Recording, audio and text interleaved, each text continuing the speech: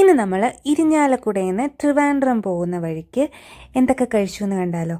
അപ്പോൾ ആലുവ എത്താറാകുമ്പോഴത്തേനും ഒരു ശരവണ ഭവനുണ്ട് ലെഫ്റ്റ് സൈഡിൽ. അവിടെ കയറി ബ്രേക്ക്ഫാസ്റ്റ് കഴിക്കാമെന്ന് വിചാരിച്ചു. ശ്രീഹരി മസാല ദോശ, ഞാൻ ഇഡ്ഡലിയാണ് ഓർഡർ ചെയ്ത്. രണ്ടും ഫ്ലോപ്പായിരുന്നു, ഒരു വഹിക്ക് കൊള്ളത്തില്ലായിരുന്നു രണ്ടും. ഞാൻ ഇഡ്ഡലി കഴിച്ചു എന്ന് വരുത്തിച്ചിട്ട് ഇറങ്ങി. പിന്നെ ആലപ്പുഴ ബൈപ്പാസ് കഴിഞ്ഞപ്പോൾ നമ്മൾ AVC കയറി. അവിടുന്ന് നമ്മൾ വീണ്ടും ബ്രേക്ക്ഫാസ്റ്റ് പോലെ തന്നെയാണ് കഴിച്ചത്. കാരണം എൻ്റെ വിശപ്പ് തീരെ മാറിയിട്ടില്ലായിരുന്നു.